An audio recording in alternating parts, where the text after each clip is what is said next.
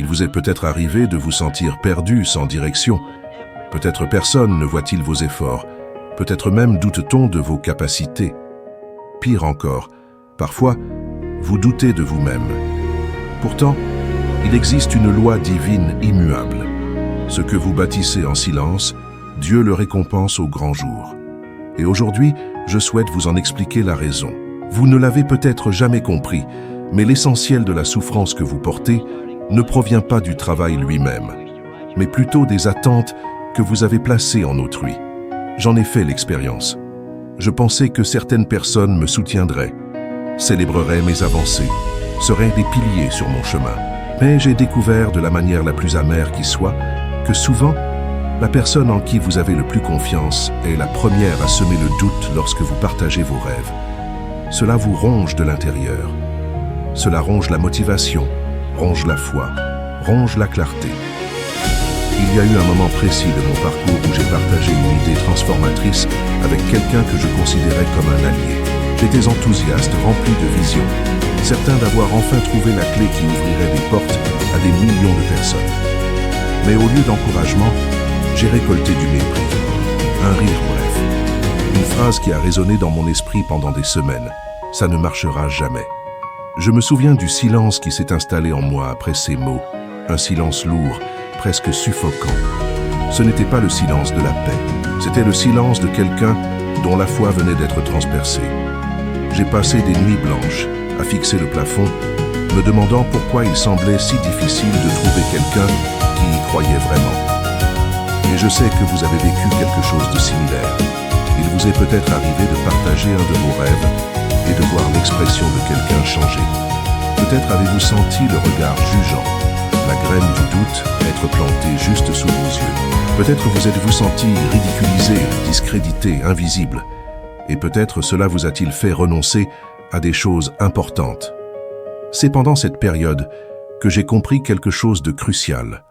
Les rêves ne sont pas des graines à confier à n'importe quel sol. Certains sols sont fertiles, d'autres sont des champs d'épines. Et lorsque vous exposez vos projets trop tôt, vous remettez vos graines à ceux qui n'ont ni l'intérêt ni la capacité de faire fleurir quoi que ce soit. J'ai réalisé que l'énergie qui m'entourait immédiatement après avoir partagé mes projets altérait complètement le cours de mes pensées.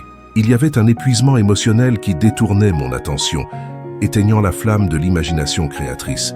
Cette flamme même que j'avais tant étudiée et qui est responsable de la transformation des idées en réalité. Sans le savoir, je laissais le bruit extérieur contaminer mon esprit. Et cela m'a amené à comprendre une des lois invisibles qui régissent le succès. L'ennemi n'attaque que ce qu'il peut voir. Il n'attaque pas la graine cachée. Il n'attaque pas la préparation silencieuse. Il n'attaque pas le dessein protégé. La science le confirme. Aujourd'hui, nous savons que lorsque vous parlez trop d'un objectif, votre cerveau libère de la dopamine, tout comme lorsque vous l'atteignez. C'est comme si vous vous trompiez vous-même. Vous vous sentez accompli, sans avoir rien accompli. C'est pourquoi tant de gens commencent avec enthousiasme et abandonnent à mi-chemin. Ils ont gaspillé l'énergie de la réalisation sur la scène de l'ostentation. Je ne le savais pas à l'époque, mais je l'ai ressenti de première main. Peut-être l'avez-vous ressenti aussi, cet enthousiasme initial qui semble s'évaporer après que vous ayez raconté vos projets à quelqu'un. L'idée qui semblait brillante perd de son éclat. La force qui semblait inébranlable devient fragile. Et vous vous demandez, pourquoi cela m'arrive-t-il?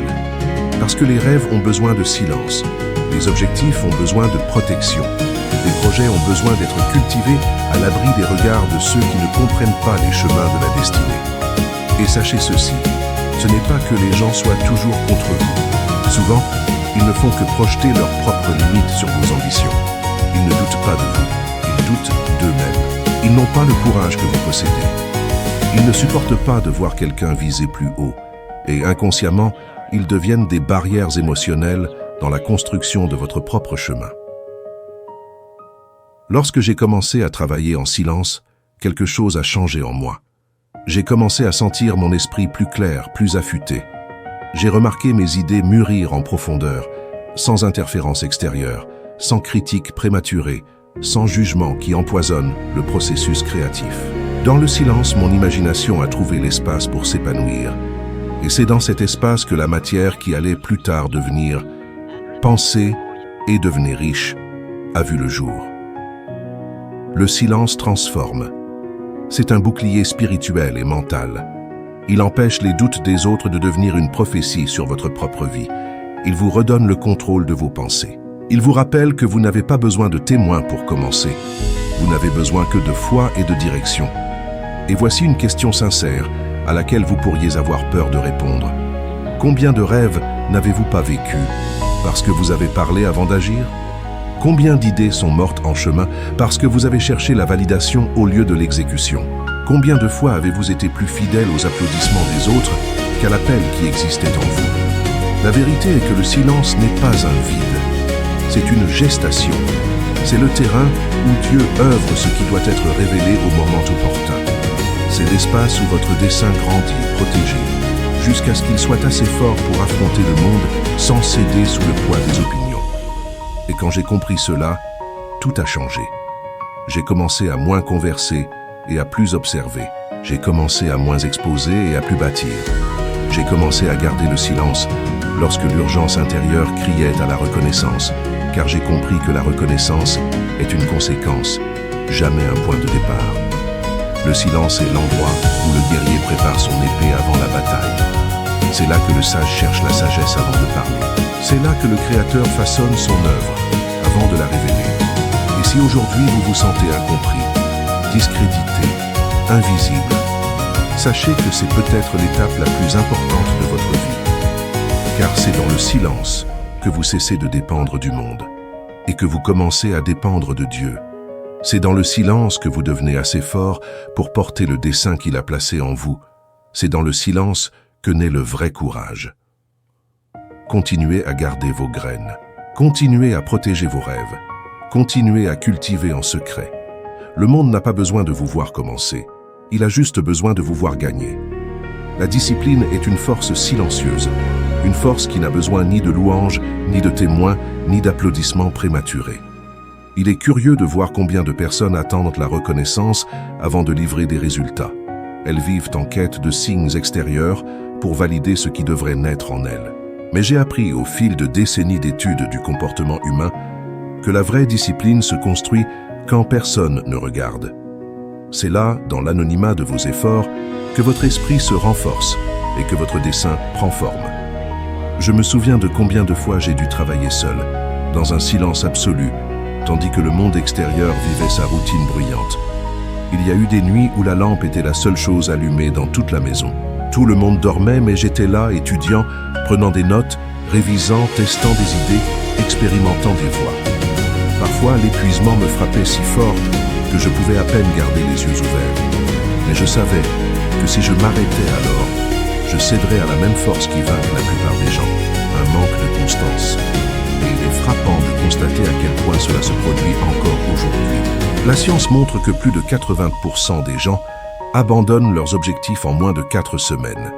Non pas par manque de capacité, mais par manque de discipline. La discipline ne crie pas. La discipline n'exige pas de récompense immédiate. La discipline n'a pas besoin d'être vue. La discipline se manifeste simplement, et c'est le secret que beaucoup ne comprennent pas. Lorsque vous agissez en silence, votre esprit apprend quelque chose de puissant. Il apprend à compter sur sa propre détermination. Vous n'attendez pas les éloges, car vous avez appris à avancer sans eux. Vous n'avez pas besoin de validation externe, car vous comprenez que la validation interne est la seule qui produit de réels progrès. Et cela change tout. Il y a une différence énorme entre la personne qui travaille pour être vue et la personne qui travaille pour évoluer. Ceux qui travaillent pour être vus se frustrent facilement. Ils se découragent quand ils ne reçoivent pas d'attention. Ils abandonnent quand ils ne reçoivent pas de soutien. Mais ceux qui travaillent en silence deviennent imbattables, car leur carburant est interne, pas externe. Et je vous pose la question, combien de fois avez-vous commencé un projet avec enthousiasme et l'avez abandonné lorsque vous avez réalisé que personne n'y prêtait attention? Combien de fois avez-vous eu une idée brillante, mais avez-vous renoncé parce que vous n'avez pas vu de reconnaissance immédiate? Combien de fois avez-vous permis à votre esprit de vous saboter simplement parce que vous n'avez pas vu de résultats assez rapidement? Le silence de la discipline vous place en avance sur la majorité. Pendant que beaucoup sont distraits, vous vous entraînez. Pendant que beaucoup recherchent l'approbation, vous affûtez votre compétence. Pendant que beaucoup se soucient de paraître bon, vous devenez véritablement bon. Et croyez-moi, cette différence se manifeste plus tard. Les neurosciences expliquent que le cerveau se renforce à chaque répétition, mais seulement lorsque cette répétition ne dépend pas de stimuli externes. En d'autres termes, vous ne construisez la maîtrise de soi que lorsque vous pratiquez même sans désir, même sans témoin, même sans fin heureuse garantie. C'est pourquoi la discipline silencieuse est si puissante. Elle façonne l'identité avant de façonner le résultat. J'ai vu cela se produire en moi et chez tant d'autres tout au long de mon parcours. Les grands accomplisseurs ont un point commun. Ils s'entraînent quand le monde dort. Ils étudient quand personne n'applaudit. Ils perfectionnent leur art sans chercher de regards approbateurs. Et quand ils sont enfin vus, les gens croient que c'est sorti de nulle part. Mais ce n'était pas sorti de nulle part. C'est né du silence. La vie moderne est accro aux distractions. Le bruit est constant. Nouvelles, messages, opinions, comparaisons. Nous semblons universellement connectés et pourtant, simultanément, profondément détachés de ce qui compte vraiment. Et ce bruit constant, si vous n'apprenez pas à le maîtriser, sape votre énergie mentale. Des études montrent que chaque interruption peut diminuer votre efficacité intellectuelle pendant jusqu'à 20 minutes. Réfléchissez-y un instant. Un simple faux pas, un court instant d'inattention, et vous perdez une part considérable de votre capacité à penser clairement. C'est pourquoi le silence n'est pas seulement l'absence de bruit, c'est la présence d'attention, c'est la présence d'intention, c'est la présence d'un but. Lorsque vous faites taire le vacarme et vous abandonnez au processus, quelque chose d'extraordinaire se produit. Les pièces du puzzle s'assemblent, les idées émergent avec clarté, votre confiance en vous s'accroît et votre esprit s'organise. C'est comme si le silence détenait le pouvoir de dévoiler ce que le bruit a toujours cherché à dissimuler. J'ai appris que travailler en silence n'est pas synonyme de passivité, mais de stratégie. Il ne s'agit pas de se cacher, mais de se préparer. Il ne s'agit pas d'éviter le monde, mais de bâtir quelque chose de si robuste que le monde ne pourra l'ignorer une fois achevé. Et au final, il y a une question que je me pose toujours, et peut-être devriez-vous vous la poser maintenant. Voulez-vous être vu ou voulez-vous être transformé? Car les deux se produisent rarement simultanément. Ce qui transforme vraiment opère d'abord en secret. La victoire, elle, apparaît bien plus tard. Et une fois qu'elle est manifeste, personne ne peut vous l'ôter. La discipline silencieuse est le pont entre ce que vous êtes et ce que vous êtes né pour devenir. Il arrive un moment dans le parcours de chacun où le bruit extérieur devient si intense que l'âme commence à s'égarer. Et c'est en observant ce chaos silencieux au sein du cœur humain que j'ai saisi quelque chose qui a profondément modifié ma perception du succès. Il existe un pouvoir dans le secret que le monde moderne a oublié. Un pouvoir spirituel, psychologique et émotionnel qui se manifeste précisément lorsque vous choisissez de vous calmer pour entendre ce qui ne peut être perçu que dans le calme. La prière silencieuse recèle une profondeur que peu expérimentent. Lorsque Jésus a dit « Va dans ta chambre, ferme la porte », il n'enseignait pas seulement la prière, il enseignait la concentration, le retrait, l'alignement de l'esprit avant l'alignement de la vie. Car fondamentalement, personne ne peut progresser lorsqu'il est émotionnellement dispersé. L'esprit a besoin de silence pour entendre ce que Dieu murmure, et Dieu ne rivalise jamais avec le bruit de la distraction. Beaucoup de gens m'écrivaient, disant qu'ils priaient mais ne ressentaient aucune réponse. Et je me suis toujours demandé, comment quelqu'un peut-il s'attendre à entendre une réponse divine s'il vit entouré d'interruptions, de notifications, de comparaisons, d'anxiété et de précipitation? Le silence n'est pas seulement l'environnement où Dieu parle, c'est aussi l'environnement où le cœur humain est capable d'écouter.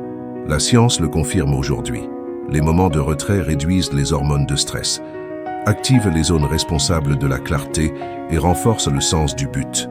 En d'autres termes, ce que l'esprit a toujours su, la neuroscience le confirme désormais également. Mais il y a un autre aspect à ce principe. Le silence est un filtre. Il révèle les motivations.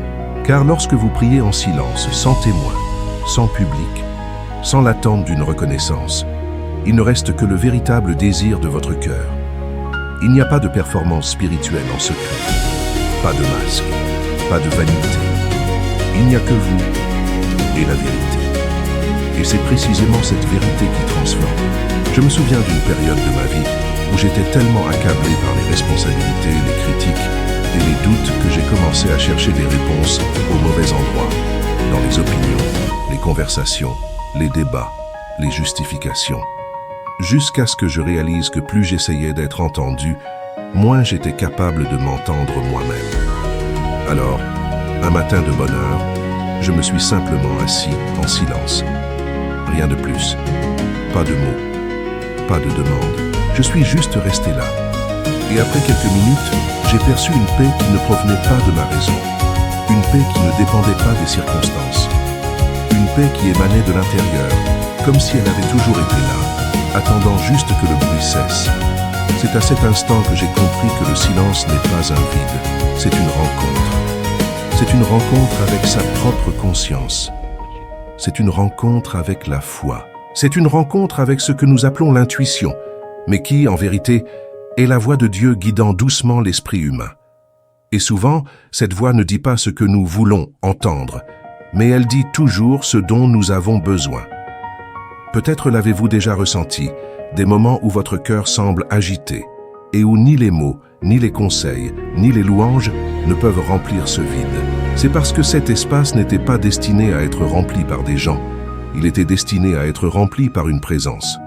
Une présence qui ne se manifeste que lorsque vous fermez la porte, éteignez les lumières, calmez votre esprit et vous tournez vers ce qui soutient réellement la vie. Et je sais que souvent vous priez et avez l'impression que rien ne change.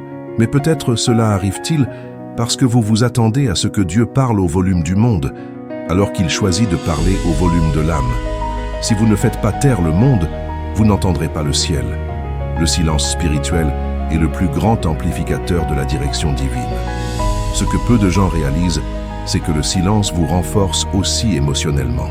Lorsque vous priez sans exposer votre besoin à qui que ce soit, vous développez quelque chose de rare, l'indépendance spirituelle. Vous n'avez plus besoin des opinions des autres, car vous avez appris à chercher directement à la source. Vous ne dépendez plus de l'approbation des autres, car vous avez appris à faire confiance à l'approbation divine. Et plus vous pratiquez cela, plus vous réalisez que le silence est un lieu sûr, un refuge contre l'anxiété, contre la peur, contre l'insécurité. Et il y a aussi un effet subtil, mais puissant. Dans le silence, vous commencez à discerner quelles batailles valent vraiment la peine d'être menées. C'est comme si le tumulte intérieur s'évaporait progressivement, révélant ce qui doit rester et ce qui doit partir. Les choses qui semblaient urgentes perdent leur importance. Les choses qui semblaient mineures prennent de l'importance. Le silence aligne les priorités. Beaucoup de gens aujourd'hui cherchent des miracles bruyants, des réponses immédiates, des signes grandioses. Mais les plus grands miracles commencent toujours en secret. La guérison émotionnelle commence en secret. La clarté financière commence en secret. La sagesse commence en secret. La force intérieure commence en secret. Le secret est le laboratoire spirituel où Dieu façonne ce qui sera plus tard révélé comme force, lumière et direction. Et lorsque vous apprenez à travailler en silence et à prier en silence, quelque chose d'extraordinaire se produit. Vous forgez une connexion si profonde avec le divin que les critiques cessent de vous ébranler, les doutes cessent de dominer et les peurs cessent de contrôler. Vous commencez à agir avec calme, avec détermination, avec constance, non pas parce que le monde est devenu plus facile, mais parce que vous êtes devenu plus fort. Le silence est l'école des sages, l'atelier des déterminés, l'hôtel de ceux qui font confiance, et surtout, le territoire où Dieu transforme l'invisible en inévitable.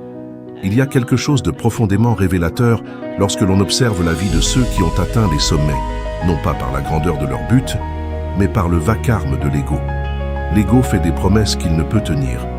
Il convainc une personne que l'exposition est un signe de force, alors qu'en vérité, c'est un signe de fragilité. C'est toujours ainsi. Plus quelqu'un a besoin d'être vu, moins il est stable intérieurement. Et cela crée un effet dévastateur qui se répète génération après génération comme un avertissement silencieux que peu parviennent à entendre. En analysant les trajectoires de figures publiques éminentes au fil des ans, j'ai remarqué un schéma inquiétant. beaucoup d'entre elles n'ont pas tout perdu par manque de talent, de capacité ou d'opportunité. Elles l'ont perdu parce qu'elles ont confondu visibilité et but. Elles ont confondu attention et sens. Elles ont assimilé la gloire à la force intérieure. Et c'est une erreur fatale.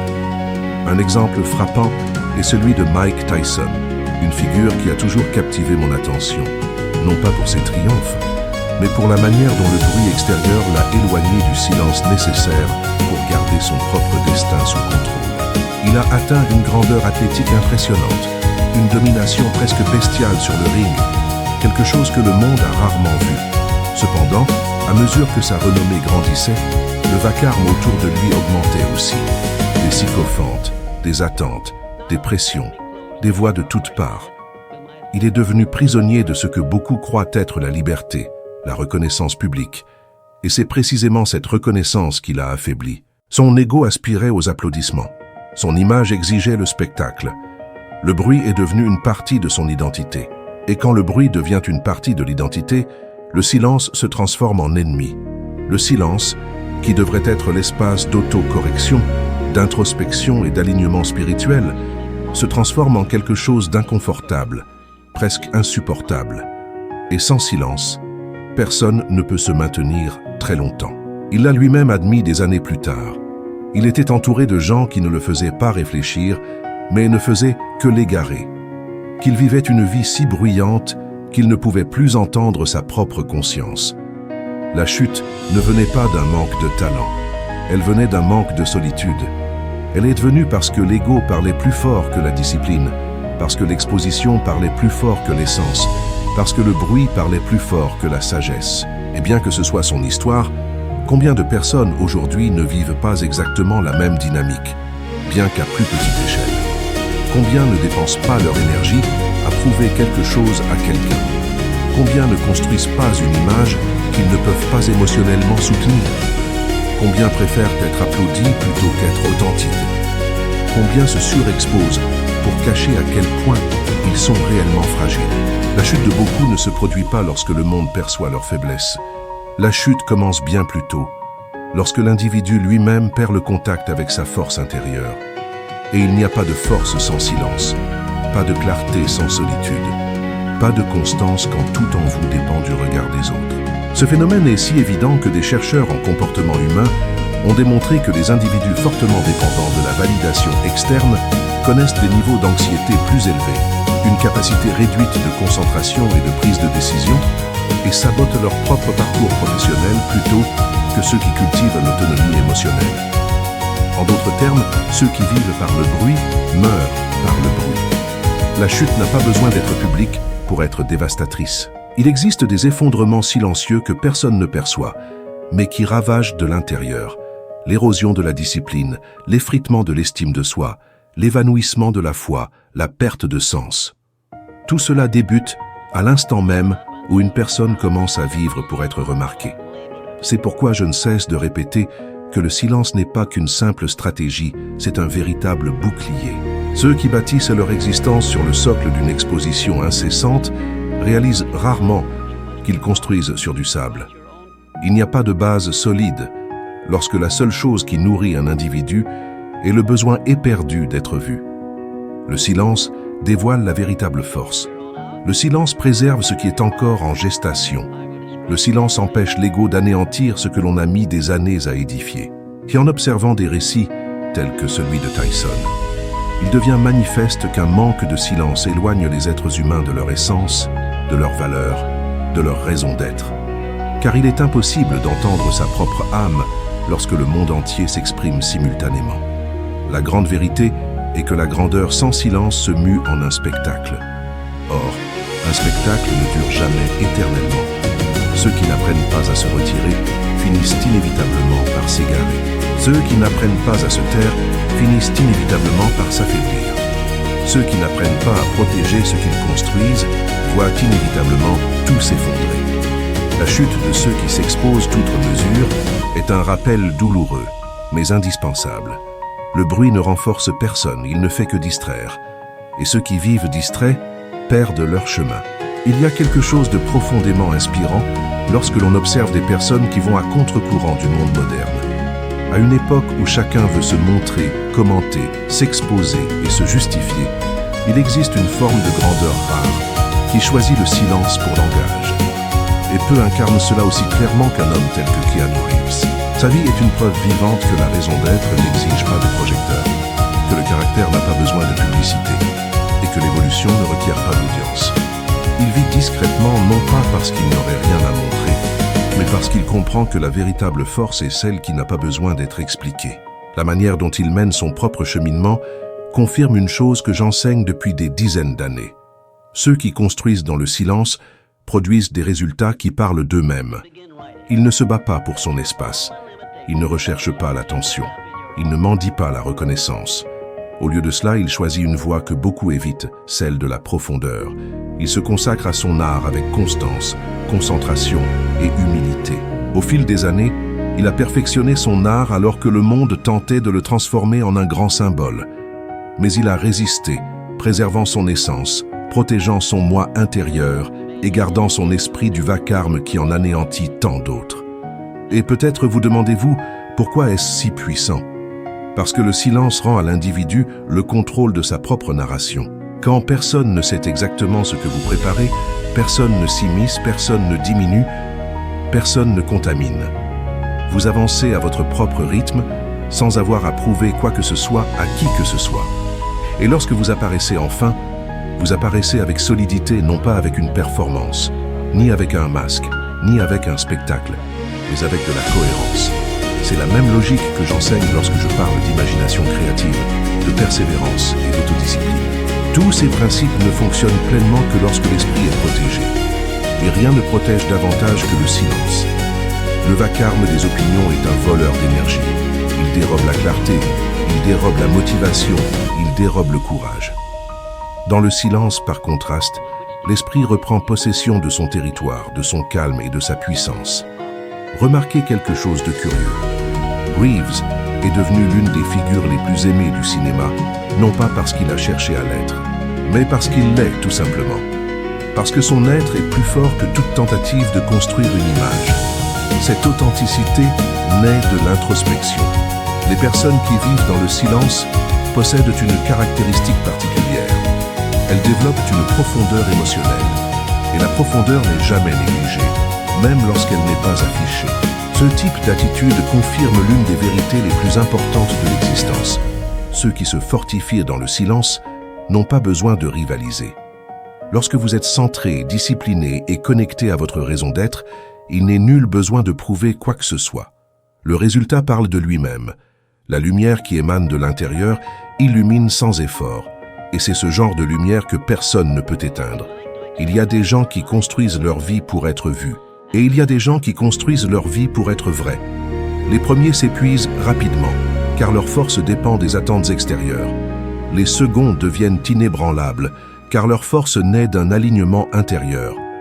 Reeves représente cette seconde catégorie, celle qui préfère la solidité au spectacle, la profondeur à l'exposition, le silence à l'approbation. Et lorsque nous observons une personne telle que celle-ci, une question surgit inévitablement. Pourquoi cela fonctionne-t-il si bien ? Parce que l'esprit humain reconnaît la sincérité. Des études récentes révèlent que les personnes qui vivent discrètement sont perçues comme plus dignes de confiance, plus sages et plus matures émotionnellement. Inconsciemment, nous ressentons tous cette énergie, l'énergie de quelqu'un qui n'a pas besoin de validation pour exister. Et peut-être avez-vous ressenti cela dans la pratique. Peut-être avez-vous rencontré une personne qui parle peu, mais lorsque celle-ci s'exprime, vous l'écoutez attentivement. Quelqu'un qui n'étale pas ses réussites, mais porte en lui une tranquillité si profonde qu'elle inspire une admiration spontanée. Cette force silencieuse est perçue sans qu'il soit nécessaire de l'expliquer. Le monde moderne tente de vous convaincre qu'il faut se montrer pour être pertinent. Mais la vérité est l'inverse. Plus vous vous alignez sur votre raison d'être, moins vous avez besoin de prouver. Plus vous vous renforcez intérieurement, moins vous avez besoin d'être vu extérieurement. Le silence crée le mystère. Le silence crée l'autorité. Le silence crée le pouvoir. Et ce pouvoir ne naît pas de l'exhibition. Il naît de la maîtrise intérieure. Cette maîtrise que beaucoup cherchent à atteindre par le statut, la reconnaissance ou la validation, mais qui ne peut être obtenu que par une construction silencieuse. C'est dans cet espace sacré et discret que l'on se découvre, que l'on se discipline, que l'on se fortifie et que l'on se prépare. Et lorsque le résultat apparaît, il apparaît avec une maturité qu'aucun volume de bruit ne saurait reproduire. C'est pourquoi lorsque le monde observe des figures comme Keanu Reeves, il y voit une personne admirable, intègre, centrée. Ce n'est pas une coïncidence. Ce n'est pas le fruit du hasard. C'est le résultat d'un processus qui se déroule loin des regards, loin des caméras, loin des attentes. C'est le fruit du silence. Et cela révèle quelque chose d'essentiel. Il n'est pas nécessaire d'annoncer sa grandeur pour qu'elle existe. Il n'est pas nécessaire de publiciser sa croissance pour qu'elle advienne. Il n'est pas nécessaire de prouver sa valeur pour qu'elle soit réelle. Les grandes transformations se produisent d'abord en vous, dans les moments où personne ne regarde. Et c'est précisément ce silence intérieur qui garantit que lorsque vous émergez enfin, le monde vous reconnaît, non pas pour ce que vous avez dit, mais pour ce que vous êtes devenu. Il y eut une période de ma vie où tout autour de moi semblait trop silencieux. Non pas le silence apaisant qui apporte la paix, mais ce silence pesant qui semblait résonner dans mon esprit comme pour annoncer que quelque chose n'allait pas. J'essayais de finaliser un ouvrage qui allait changer non seulement ma trajectoire, mais aussi la vie de millions de personnes à travers le monde. Cependant, à cette époque, personne n'en savait rien. Personne ne le voyait. Personne n'y croyait. Et pour être honnête, à certains moments, même moi n'étais pas certain de devoir continuer. Je me souviens distinctement de l'odeur de la table en bois sur laquelle j'écrivais. Des nuits froides où mes mains tremblaient non seulement à cause du temps, mais aussi de l'épuisement. J'écrivais avec la faim, parfois littéralement. Il y avait des jours où je n'avais tout juste de quoi acheter un pain rassis et un café léger. Et pourtant, je continuais. Chaque phrase que je couchais sur le papier semblait exiger de moi une force dont j'ignorais l'origine. C'était comme si quelque chose d'invisible me soutenait, même lorsque tout semblait s'effondrer. J'étais assailli de critiques. Certaines personnes me traitaient de fou, d'autres me disaient d'abandonner, que personne ne se soucierait d'idées concernant l'état d'esprit, la raison d'être et la prospérité spirituelle. Elles disaient que je gâchais mes talents, que je devrais me contenter d'une vie ordinaire. Et ce qui blessait le plus n'était pas ce que j'entendais, mais qui le disait. Des gens que j'aimais, des gens que je respectais, des gens dont j'espérais, au fond, qu'ils croiraient en moi. Mais à cet instant, le monde se tut. Les voix extérieures s'estompèrent, mais celles de l'intérieur s'intensifièrent. Le doute parlait fort. La peur criait. L'incertitude semblait occuper chaque recoin de mes pensées. Je me sentais seul, profondément seul. Et c'est précisément dans ce genre de silence que la plupart des gens abandonnent. Car lorsque vous regardez autour de vous et réalisez qu'il n'y a pas d'applaudissements, pas de soutien, pas de garantie, tout temps vous semble invité à la reddition. Pourtant, quelque chose se produisait au sein de ce silence. Quelque chose que je ne compris que des années plus tard. J'étais en train d'être façonné. La douleur silencieuse me renforçait. La solitude approfondissait ma foi. Le manque de reconnaissance dépouillait mon orgueil. Et chaque difficulté m'alignait plus étroitement avec la raison d'être que Dieu avait pour moi. Je me souviens du moment où j'ai dû vendre l'un de mes derniers vêtements acceptables pour m'offrir un repas. Et cette nuit-là, assis seul, je me suis demandé pourquoi continuer. C'est précisément alors, à ce point le plus bas, que quelque chose a basculé en moi. Une clarté silencieuse, une conviction qui ne provenait pas de la pensée mais d'un sentiment profond. Ce que j'écrivais n'était pas à propos de moi. C'était pour des gens que je n'avais même pas encore rencontrés. C'était pour quelqu'un qui se sentirait un jour perdu, ayant besoin d'une lumière. C'était pour quelqu'un qui aurait besoin de conseils pour retrouver son chemin vers lui-même. C'était pour quelqu'un qui serait transformé par le pouvoir d'un esprit aligné avec la foi. J'ai compris que mon silence n'était pas une absence de raison d'être. C'était le terreau où la raison d'être était semée. C'est dans cette atmosphère d'invisibilité et d'efforts solitaires que « Réfléchissez et devenez riche » a vu le jour. Et quand je l'ai finalement publié, il n'y a eu ni feu d'artifice, ni foule, ni célébration.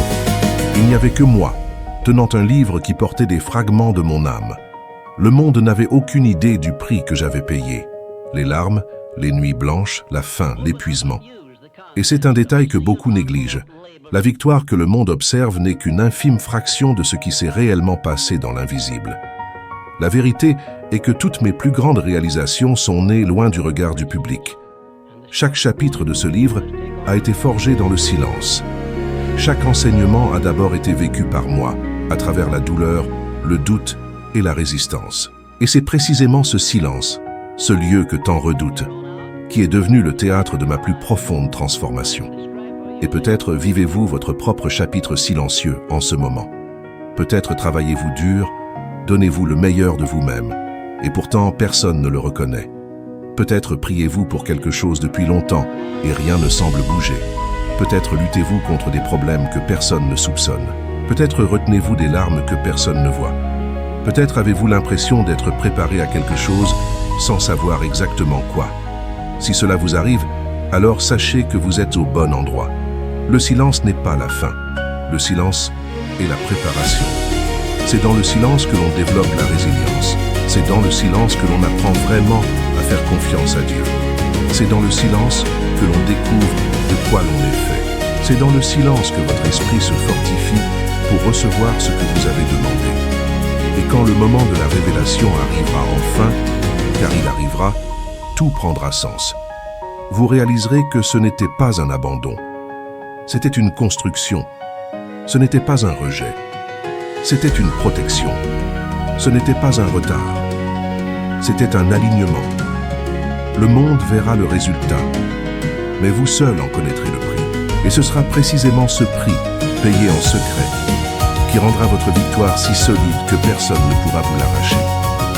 Car les victoires remportées dans le silence ne se perdent jamais.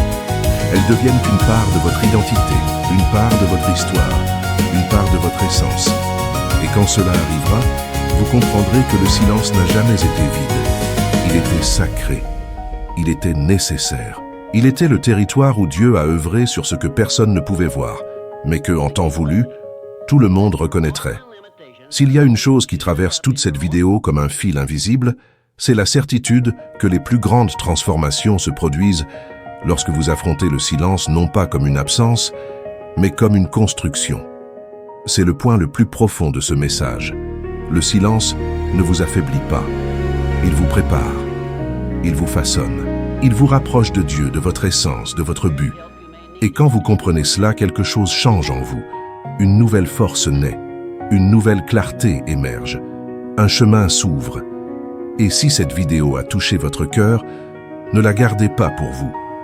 Partagez-la avec quelqu'un qui lutte en silence, quelqu'un qui a besoin de sentir qu'il n'est pas seul. Le silence fortifie, mais l'espoir se multiplie lorsqu'il atteint les autres. Et je vous invite à aller plus loin.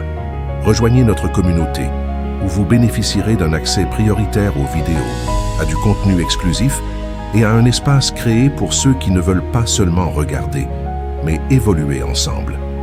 Si vous le pouvez et vous sentez inspiré, envisagez d'utiliser la fonctionnalité Super Merci. Cela aide cette chaîne à continuer de produire des messages qui touchent, guérissent et transforment. Maintenant, si cette vidéo a éveillé quelque chose en vous, alors ne vous arrêtez pas là. La prochaine vidéo qui apparaîtra sur votre écran est votre prochaine étape, la prochaine phase de votre cheminement de sagesse et de transformation. Chaque nouvelle connaissance vous rend 1% meilleur qu'hier, et c'est ainsi que l'évolution se produit. Un petit pas à la fois. Je vous remercie d'avoir cheminé avec moi jusqu'ici, et je vous attends déjà dans la prochaine vidéo. Poursuivons cette aventure, car votre croissance ne fait que commencer.